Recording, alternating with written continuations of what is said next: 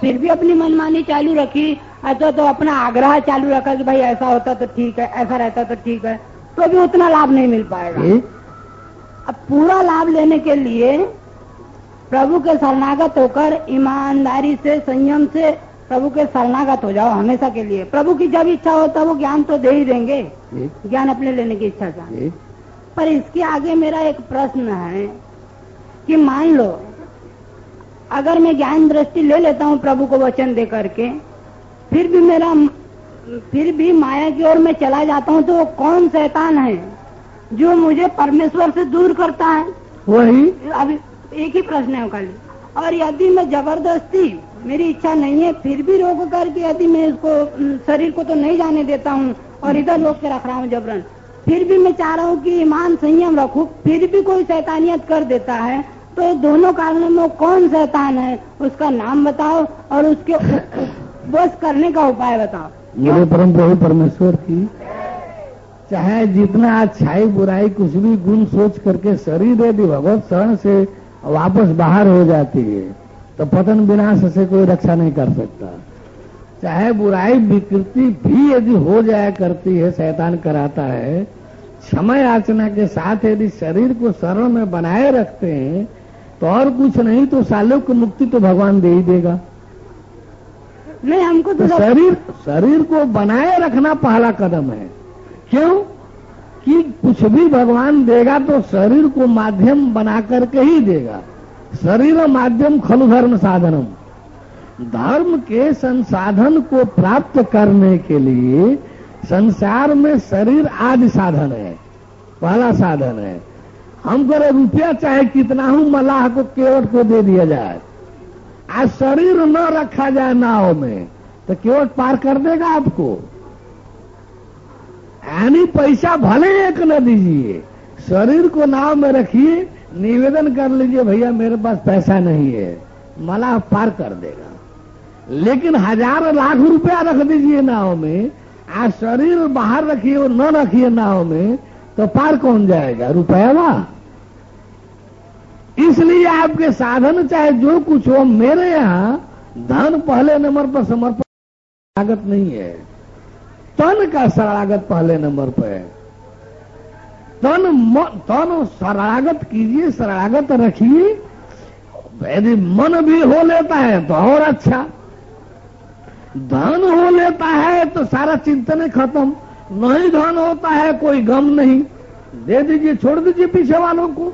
हमको तो... लेकिन मन सहित तन में कोई छूट नहीं मिलेगा। धन की छूट मिल सकती है, धन छोड़ दीजिए, दे दीजिए पीछे वालों को, लेकिन मन सहित तन में आपको चाहे, मन में भी कुछ % छूट मिल जाएगा। लेकिन तन को चाहे कि हम माया क्षेत्र में रख करके तब हम भगवान का लाभ ले लें, एक झूठी कल्पना है। नहीं तो हम मान लो शरीर को भी शरणागत करना चाहते हैं और हम चाहते हैं बस शरीर यदि शरणागत रहा ईमान से, बच्चे सब हो जाएगा। तो हमको वहाँ पर भी सारूप्य मुक्ति चाहिए, यानी ऊंची चीज। उसके लिए हम सोचते कि ईमान बेईमानी ये आए ही नहीं हमारे पास बोल के, फिर भी वो शैतानियत, यानी तब भी यदि शरीर ठहरी रह गई भगवान की कठिनाई कठोरता झेल कर, तो सालों की मुक्ति तो मिलेगी ही मिलेगी। नहीं, हमारा प्रश्न तो ये था कि वो शैतान कौन है जो एक तो हमको माया... शैतान 10-5 को थोड़ा होता है। हाँ। शैतान तो एक शैतान है, उसका प्रतिनिधि आप में मन है। अच्छा, शैतान वो मन ही हुए है, मन माना करके आपको तोड़ने का कोशिश करेगा, गलत कराने का कोशिश करेगा। क्यों कि उसने वरदान ले रखा है परमेश्वर से कि मैं आपके भक्त सेवकों को तोड़ूंगा, ठहरने नहीं दूंगा। तो कहा कि ठीक है तोड़ना, लेकिन एक बात याद रखना कि जो ईमान से शरण में रह रहे हो, उनके पास से यदि फिटकने का कोशिश करोगे तो तेरे को ही हम तोड़ने का कोशिश करेंगे। तो शैतान का नाम मन है? शैतान का नाम मन नहीं है, शैतान का प्रतिनिधि मन है इस तन में। तो उस मन को वश करने का उपाय क्या है? क्योंकि यदि वो मन को हम वश कर लेते हैं तो यदि हमने ज्ञान... मन आपके वश में होने की चीजें नहीं है। ब्रह्मांड में कोई है ही नहीं जो मन को वश में कर ले। भगवान अर्जुन कहे कि कृष्ण कहिए तो मैं आसमान को तोड़ दूं, हवा को बांध दूं और पानी को चीर दूं, लेकिन ये मन जो पापी शैतान है ये बस में नहीं हो पा रहा है। तो भगवान कृष्ण ये नहीं कहे कि ऐसा करो तो होगा, वैसा करो तो कुछ नहीं। मन मना भो मद भक्तो भो मद्याजीमांग नमस्कुरु। तू अपने को मेरे में मन वाला हो जा, अपने मन को मेरे को दे दे, मेरे में शरण में आ जा, मेरे भक्ति में लीन हो जा। वो मेरी जिम्मेदारी होगी मन को ठीक करना। भगवान शैतान को भी ठीक करना जानता है, मन को भी ठीक करना जानता है। शरण से बाहर रहेंगे तब जिम्मेदारी नहीं है, भगवान के शरण में रहेंगे तो मन को ठीक करना भगवान जानता है। नहीं, प्रश्न तो यह है कि हमने मतलब विष्णु जी के भी दर्शन कर लिए, सब दर्शन अंदर कर लिए, पर मन को वश करने का उपाय नहीं। भैया मन वश में होता ही नहीं भगवान के सिवाय किसी के। भगवान भी अपने भक्त सेवक को मन वश में करने का उपाय नहीं बताता है, समर्पण कराता है। ओम जय जगदीश हरे प्रभु जय जगदीश हरे जब आरती गाई जाती है तो अंतिम पंक्ति में है कि तन मन धन सब तेरा, तेरा तुझको अर्पण, क्या लागेगा मेरा। ओम जय जगदीश हरे प्रभु जय जगदीश हरे, तो उसमें भी तन मन समर्पण का विधान है, मन बस में करने का नहीं है। भगवान को मन सहित तन समर्पण कर दीजिए। तनवा भगवान के शरण में रहेगा तो मनवा को प्रेम से सुझाव से, नहीं तो बकिया कठिनाई कठोरता से ठीक करना भगवान जानता है और कोई नहीं। भगवान के लाइन में रहने वाले लोग हंस रहे हैं। तो हमने वही तो प्रश्न किया, भाई हम समर्पित करना चाहते पर शैतान कौन है जो नहीं करने देता है। फिर वही बात, यदि ओहो शैतान का लक्षण कौन बने क्या बताया तो मन प्रतिनिधि है। मन माना जो है आपको नहीं समर्पण करने देना चाहेगा, शरीरवा रख दीजिए ना, मन माना तो ठीक कर ही लेगा भगवान। यानी कि दिव्य लोक के दर्शन हो सकते, भगवान के दर्शन हो सकते, पर मन को वश करने का उपाय नहीं मिलता। शैतान भी तो भगवान का बच्चा ही है, वो इसलिए उसको बनाए रखता है कि आपका ईमान सही है कि नहीं कैसे पता चलेगा। वो मन में न कराएगा, शैतान में न कराएगा। शैतान में तोड़ेगा, आप टूट गए, इसका मतलब आपका ईमान नहीं था भगवान के प्रति। आज शैतान 1000 तोड़ रहा है और शरण में बने हुए हैं, इसका मतलब कि आप भगवान के हैं। बाकी हो तो मन को तोड़ता कर ठीक कर ही देगा भगवान जो है। तो मन शैतानियत कराता है तो फिर मन को नरक में ना जाना चाहिए ना। हम तो चाह रहे कि इधर रहे, हम तो शैतानियत नहीं करना चाह रहे। मन ने सवाल ये है कि भगवान मन ही को साजता है, माध्यम तो तने बनेगा ना। मनमानागिरी तो रोकना चाहता है, माध्यम तो तने बनेगा ना। देखिए एक महाकाव्य है, महाकाव्य है नल दमयंती से संबंधित। विपदा पड़ा था राजा नल पर, महाराजा नल पर। तो जब विपदा समाप्त होने की बारी आई, बहुत बड़ा महाकाव्य है, बहुत बड़ा ग्रंथ है, तो हम किस्सा अब बहुत बढ़ाएंगे नहीं, संक्षेप में कि जब समाप्त करना हुआ, विपदा को समाप्त करना हुआ, तो सर्प जो जांच करने आया था नल का, जब नल पास हो गए, अग्नि में घुस करके सर्प को बाहर निकाले, तो सर्प उनको डस लिया, काट लिया। जब सर्प दावा, उसमें जंगल में आग लगा था, भीतर से एक सर्प आवाज दे रहा है, बचाओ बचाओ नल बचाओ। अब नल का जांच हो रहा था कि जंगल की आग में नल घुसते हैं कि नहीं घुसते हैं, इनमें दया परोपकार है कि नहीं है। तो अब तक के धरती के राजाओं में वीर बहादुर शील और सुंदर और दयावान राजा यदि कोई हुआ है तो नल जैसे अब तक कोई नहीं हुआ है। नल जैसे अब तक कोई नहीं हुआ है, न वीर हुआ है, न सुंदर हुआ है, न दयावान हुआ है, न नीतिमान हुआ है, कोई नहीं हुआ है अब तक राजा नल जैसे। उस राजा नल को सांप जब निकाल करके राजा नल बाहर निकाले जंगल से, मैदान में ले जाकर उतार रखने लगे, तो सर्प कहता है कि नल जब इतना दूर निकाल ही दिए हो तो 3 कदम और आगे रख दो।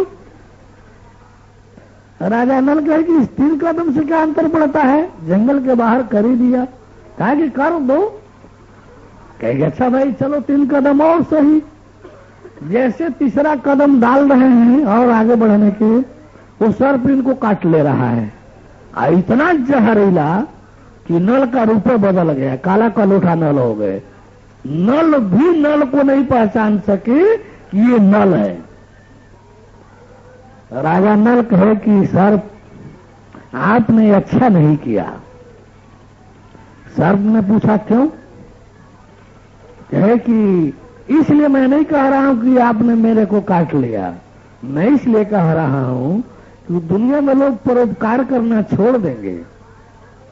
तो सर्प पूछा क्यों? इसलिए कि हम तो आपको परोपकार के अंतर्गत आग में से बाहर निकाले और उसके बदले आप मेरे को काट रहे हो। कहा कि नहीं नहीं नल, तेरे को गलतफहमी हो रही है, भ्रम हो रहा है। मैंने तेरे को थोड़े काटा है, मैंने तो तेरे अंदर वो शैतान जो कली घुसा है, जो तेरे जैसे परोपकारी दयावान को भी बिबड़ा में डाला है, मैंने उस शैतान कली को काटा है और वो जल रहा है। तुझे विश्वास न हो तो ये पीला वस्त्र लो, पहनो। एक वस्त्र छोटा सा दिया पीला, कहा कि पहनो नल। जब नल अपने शरीर पर लपेटते हैं तो देखते हैं साक्षात नल, देखते हैं साक्षात नल। सर्प कहा कि वस्त्र उतारो, वस्त्र उतराया। फिर देखते कि वही काला कलूठा जो सांप काटने पर नल हुए थे वो हो गए। कहा कि नल, ये तुम्हारे हित के लिए मैंने दिया है, ये पीला वस्त्र अपने पास रखे रहो।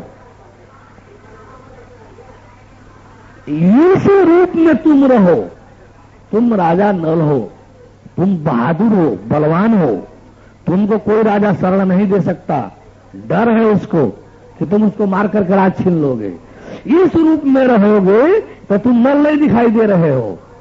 आ जाओ अयोध्या के राजा ऋतुपर्ण के यहां, कह देना कि मैं राजा नल का रथवान बाहुक हूं। बाहुक कह करके रहना, वो सेनापति बना लेगा।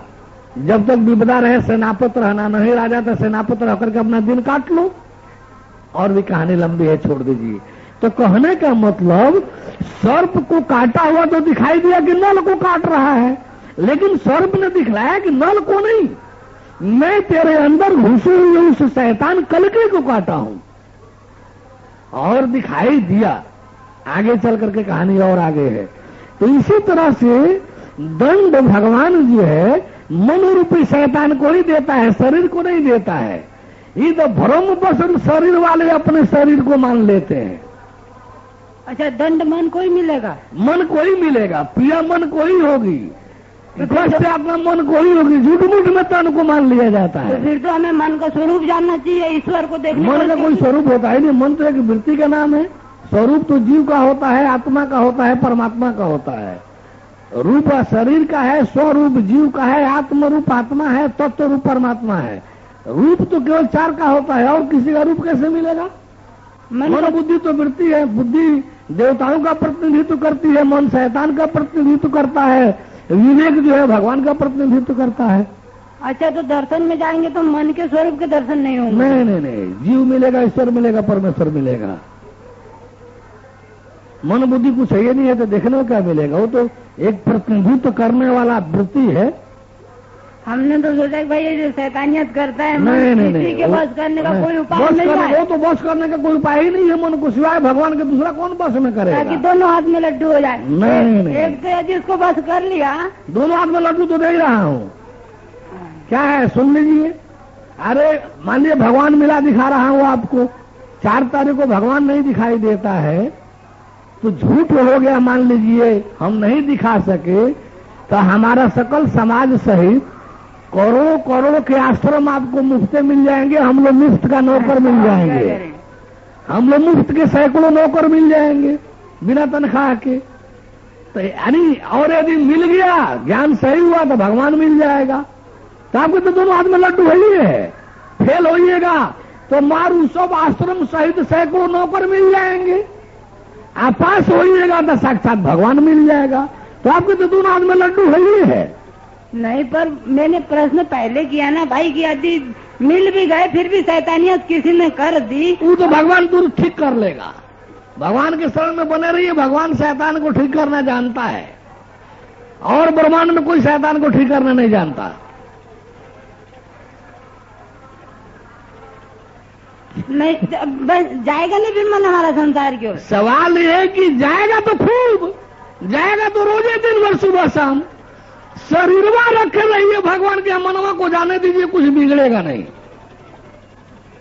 कि तनवा का समर्पण तो ईमान से रखिए। मनवा जा रहा है तो जाने दीजिए, कुछ बिगड़ेगा नहीं। तनवा जब खिसकाइएगा माया क्षेत्र में तो कुछ बचेगा भी नहीं, सब बिगड़ जाएगा। पहले मन जाएगा फिर तन जाएगा ना। सवाल ये है कि मन को तनवा तो दे दिए ना भगवान को। हाँ। तो आपका रहबे नहीं करेगा तो ले कहाँ जाइएगा आप? नहीं भाई, मन जाता है तभी भोजन के लिए जाते हैं, मन जाता है तभी पानी पीते हैं। ऐसा नहीं है। अच्छा, हर काम मन नहीं कराता है, हर अच्छाइयां बुद्धि कराती है, हर बुराई विकृति मन कराता है। इंद्रियां एक ही है, बुराई विकृति कराने वाला मन है, अच्छाई सुकृति कराने वाला बुद्धि है, परमेश्वर में बनाए रखने वाला भक्ति सेवा कराने वाला विवेक है, ज्ञान है। इसकी 3 प्रकार का प्रयोग है इंद्रियों का। मन माना होंगे, बुराई विकृति होगी इंद्रियों से। जब अच्छाई से युक्त होंगे, अच्छाई से जब युक्त इंद्रियों को करेंगे तो समझिए कि बुद्धि प्रधान हो गए। आज जब परमेश्वर से संबंधित कोई सेवा का भक्ति सेवा कर रहे हैं तो समझिए कि ज्ञान प्रधान हो गए, विवेक प्रधान हो गए। विवेक भगवान का प्रतिनिधि, बुद्धि देवताओं का प्रतिनिधि, मन शैतान का प्रतिनिधि, इंद्रियां माया के प्रतिनिधि। ये सब विषय है ऐसा। पंच महाभूत जो माया है, इसका प्रतिनिधित्व तो इंद्रियां करती हैं। नहीं, फिर तो भगवान ने गड़बड़ कर दी। एक तरफ तो दर्शन दिला दिए, दूसरी तरफ प्रतिनिधि भेज के पे बांट दिया। वाह रे वाह, प्रिंसिपल साहब एडमिशन ले लिए तभी ना इम्तहान का सर्टिफिकेट दे दें। हाँ? प्रिंसिपल साहब जब पढ़ा रहे हैं तो पास का सर्टिफिकेट इम्तहान के जांच के बाद बनेगा ना।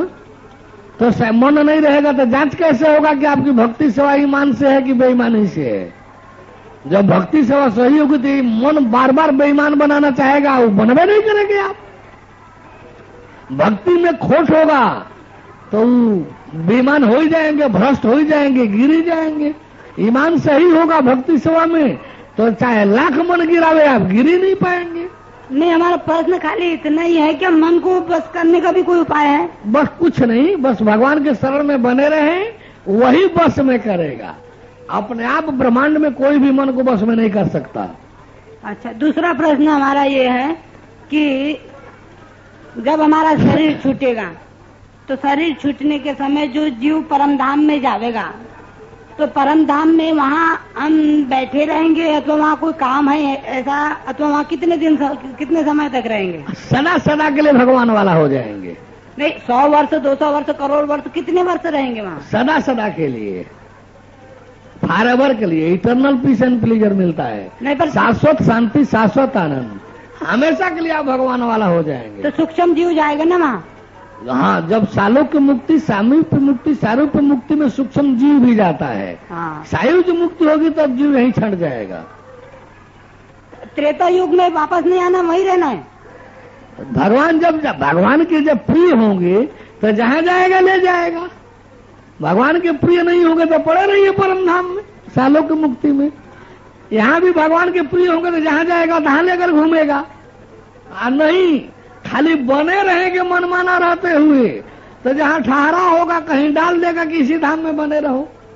नहीं, पर फिर त्रेता युग में वापस आए तो फिर गर्भ में आए तो जन्म मृत्यु में तो फिर आ गए तो जन्म मृत्यु से कहाँ छूटे? जब भगवान के कार्य के लिए जब आएंगे तो जन्म मृत्यु का सिद्धांत लागू नहीं होगा। वो वापस ले जाने की सारी जिम्मेदारी भगवान की होगी। गर्भ की पीड़ा तो सहना ही पड़ेगा। जितने बानर भालू गर्भ से आए थे वो फिर जन्म मृत्यु के चक्कर में नहीं गए, वो भी देवी देवता आए थे फिर वापस देवी देवता के रूप में चले गए। नहीं, पर फिर दूसरे युग में आएंगे तो आएंगे ना। फिर अगला युग में फ्री होंगे भगवान के तो अगला युग में भी लाएगा, भक्ति सेवा का मजा आनंद देगा। प्रिय नहीं होगे तो किसी धाम में पड़े रहेंगे, कोने कबाड़ी डाल देगा, वहीं पड़े रहिए। वर्तमान में भी यही है, प्रिय होंगे तो साथ साथ जहाँ रहेगा तहाँ रखेगा, नहीं प्रिय रहेंगे, मनमाना रहेंगे तो कहीं किसी आश्रम कोने धाम में किनारे डाल देगा, पड़े रहिए, ठहरना और ठहरिए, जाना हो जाइए। अच्छा, एक प्रश्न और है कि जब हम यहाँ से दर्शन करते हुए जाएंगे ज्ञान दृष्टि से, तो आप जाएंगे नहीं, दिखाया जाएगा नहीं। ज्ञानी पुरुष जब शरीर छोड़ता है तो सामान्य भी होगा तो वहां से अमर दूत विमान लेकर आएगा, विमान से जाएंगे। मंत्री हो जाने पर हरदम आप कार से चले कोई जरूरी नहीं है, आपको विमान की भी सुविधा मिलती है। तो वहाँ पर हमको राम जी के, कृष्ण जी के, भगवान विष्णु के भी दर्शन होंगे। जिसके माध्यम से जाएंगे वही प्रधान रहेगा वहाँ भी। तो चारों भगवान के वहाँ दर्शन होंगे कि एक ही भगवान रहेगा? सवाल है, भगवान दो चार होता ही नहीं है, वही भगवान परिवर्तित होता जाता है युग के अनुसार। भगवान चार होता ही नहीं है, भगवान तो एक था, है, रहने वाला है। ये रूप आकृतियां युग के अनुसार चार होती है। अच्छा, परम धाम में केवल अभी एक ही भगवान के दर्शन होंगे? परम धाम तो एक भगवान का है ही है, लेकिन वो चारों वहाँ हैं। वहाँ विष्णु लोक भी है, वहाँ साकेत लोक भी है, गोलोक भी है, सतलोक भी है। नहीं, अलग अलग लोक में तो एक एक भगवान। परम धाम ही में ही चारों हैं। परम धाम में भी चारों है। जब जौन अवतार रूप का लेगा वही लोक प्रधान हो जाएगा। विष्णु रूप में अवतार होगा तो विष्णु लोक वाला प्रधान हो जाएगा। जब त्रेता में राम वाला अवतार होगा तो साकेत लोक वाला प्रधान हो जाएगा।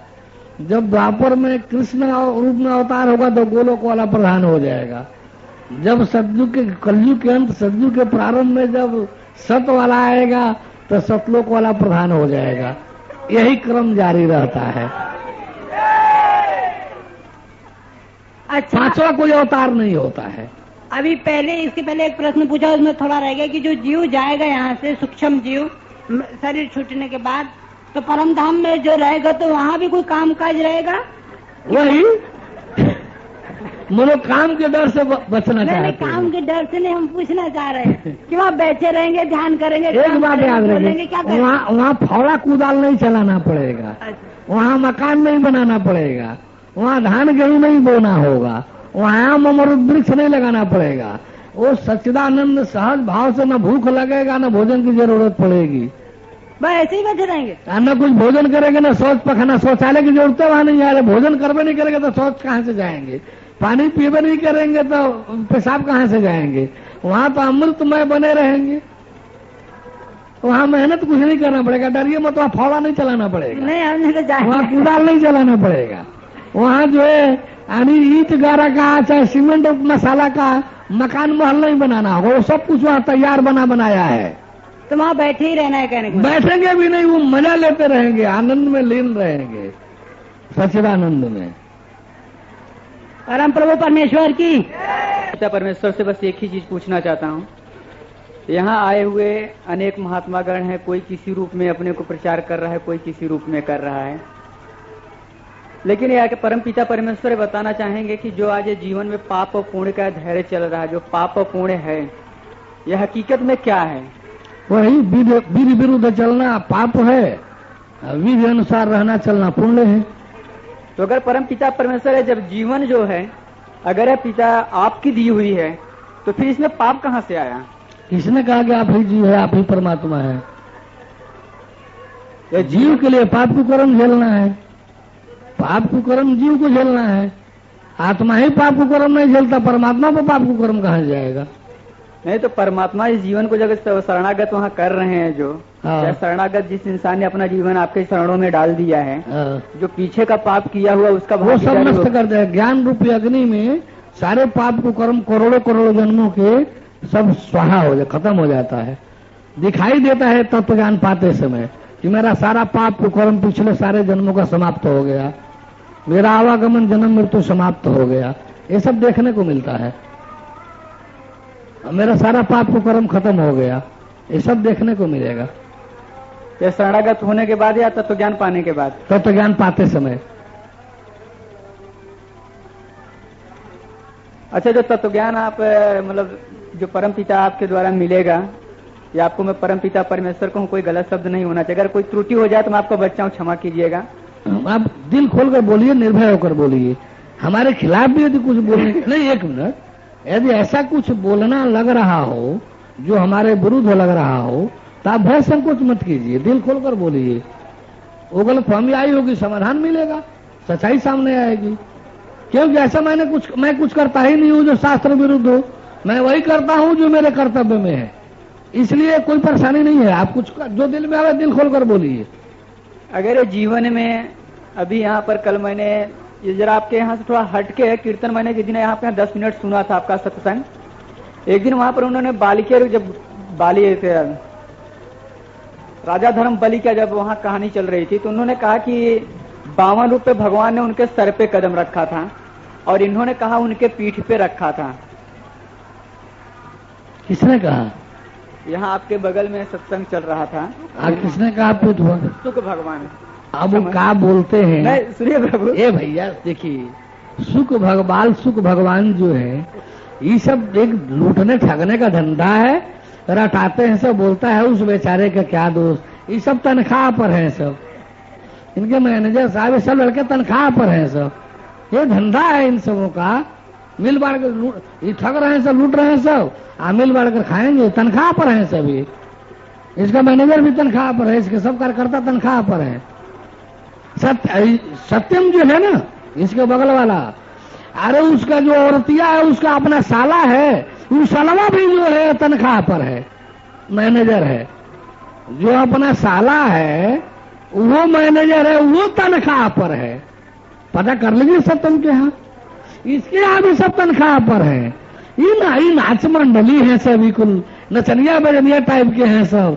ये कुल उपदेश वगैरह कहा जाने, इनको तो समाज से पैसा ठगना उगना है, नाना तरह का धंधा करके पैसा ठगते हैं। अभी कब बोल तो रहा था, कल ही की बात है, राम जी के जन्म के विषय में बोलते बोलते गया।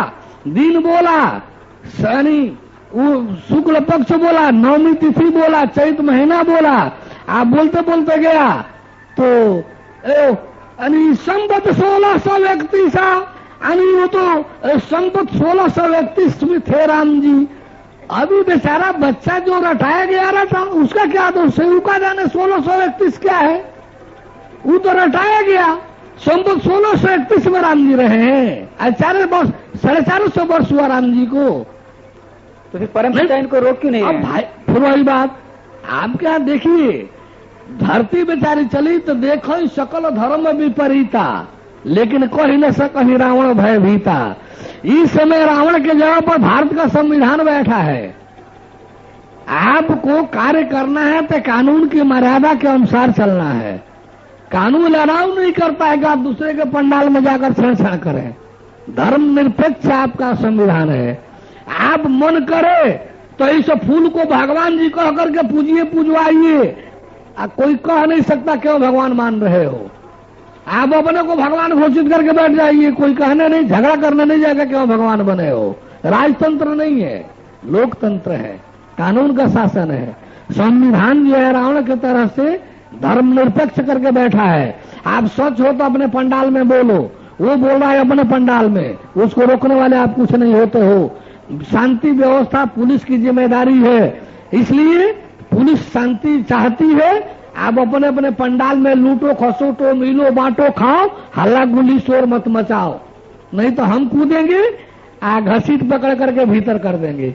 यहाँ का शासन जो है जमराज दरोगा जी, ये पुलिस विभाग है।